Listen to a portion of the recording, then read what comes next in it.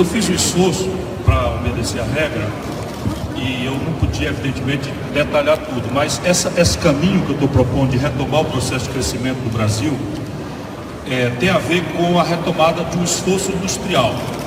Isso não dispensa vários esforços em paralelo, mas a pergunta me leva a esse ladinho da minha reflexão sobre o país. E eu procurei, já estou procurando detalhar, essa é a minha obrigação nesse debate, pela experiência que eu acumulei, porque, enfim, 37 anos de vida, não respondi nunca sequer um inquérito, nem sequer para ser absolvido, o que nada mais é do que a minha obrigação, mas em tempo de listas e de operações Lava Jato, né, é bom a gente poder dizer isso no meio de um bocado de estudante e um lado levantar o dedo, mas e aquele? Eu tenho aquele. E eu já disse aos meus amigos, pode ficar tranquilo, que nem a próxima nem as outras listas também me trazem. Nada mais é do que a minha obrigação, sim. Mas isso me obriga a pensar com a minha vivência. Então, quais são os 4 complexos industriais prioritários? E por que prioritários? Porque nesses 4 complexos industriais são os mais graves do ponto de vista da dependência externa. Então, por exemplo, o primeiro grande complexo industrial que eu pretendo estimular, é o complexo industrial do petróleo e gás. Por que o primeiro? Isso aqui em ordem de apresentação. Porque daqueles 124 bilhões de dólares de buraco na conta do Brasil manufaturado com o estrangeiro, a conta petróleo apresenta 25 bilhões de dólares de buraco. Então é uma obviedade que um país como o nosso tem que parar de cometer a estupidez crônica de vender petróleo bruto e comprar derivado agregado. Isso tem a ver com verticalizar toda a questão de refino, mas a petroquímica é exposta ao refino, fibras, polímeros, essas cadeiras que a gente está sentado, tudo isso é petróleo. A gente não tem nada que importar isso do estrangeiro, a gente tem que tentar verticalizar e fazer que o Brasil tenha um protagonismo global em petróleo e gás, valor agregado, não petróleo bruto. Segundo, em ordem de apresentação, complexo industrial da saúde. O buraco da conta do Brasil com o estrangeiro em saúde é de quase 20 bilhões de dólares. Só a União Federal este ano vai comprar do estrangeiro de fármacos, próteses, cama de hospital, bengala, cadeira de roda, coisas inclusive de tecnologia rudimentar, mas coisas sofisticadas, meios de diagnóstico médico de última geração, tomografia computadorizada, ressonância magnética funcional, essas coisas todas, isso dá 20 bilhões de dólares de buraco. 80% disso, já estou avançando mais nesse setor, tem patente vencida, que você com o Instituto de Engenharia Reversa, você simplesmente desmonta, copia e replica, tendo a compra governamental como uma garantia de mercado. Terceiro complexo industrial, o complexo industrial do agronegócio. O Brasil, se tem esse buraco na conta externa, a mineração e o agronegócio produzem um superávit de 90 bilhões de dólares.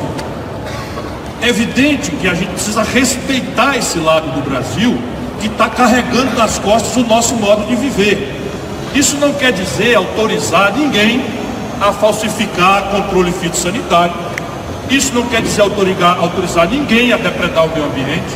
Isso não quer dizer autorizar ninguém a trabalho de semi-escravo ou escravo.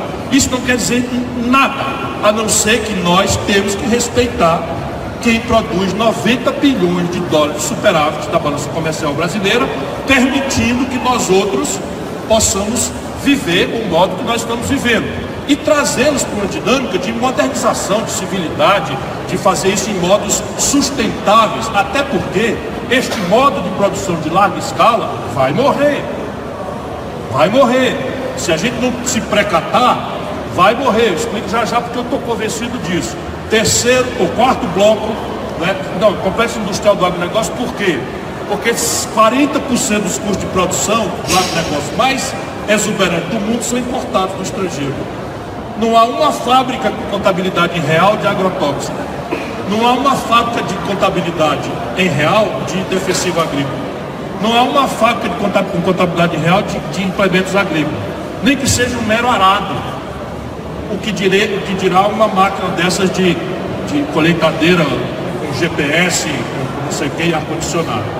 E não há razão nenhuma do Brasil pagar isso ao estrangeiro, dado que nós somos um mercado absolutamente relevante para isso, né? Todos esses setores, a China 30 anos atrás não tinha nada, e está virando protagonista global, a Coreia do Sul virou protagonista global, tudo em 40 anos. Então abandonemos o ceticismo, a descrença porque isto não só é praticável conceitualmente, como há experiência empírica, moderna, contemporânea acontecendo no mundo, desde que seja conduzido com inteligência e não com mistificação ideológica. Falta o quarto complexo industrial, da defesa. O Brasil já gasta uma fortuna, que não vale a pena sequer publicar, mas estamos falando aí de 200 bilhões também, em matéria de complexo industrial da defesa. E aqui tem a ver com o Brasil ter uma possibilidade de dominar a microeletrônica, de dominar a questão do foguete, de dominar a questão do satélite.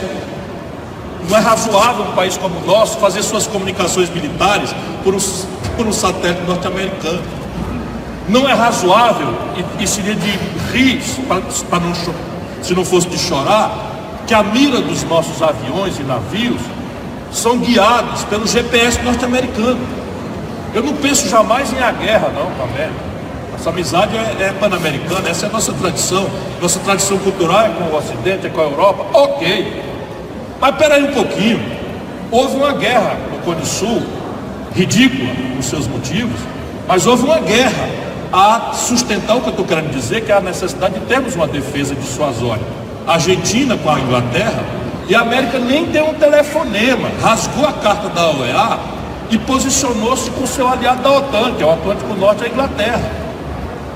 Agora a questão não é essa, não é para ir à guerra, a questão básica é a seguinte: um navio brasileiro, se for chamado para fazer uma incursão qualquer na foz do Amazonas, com o GPS americano desregular 2 graus, ele sai de Niterói e chega em Angola, não chega.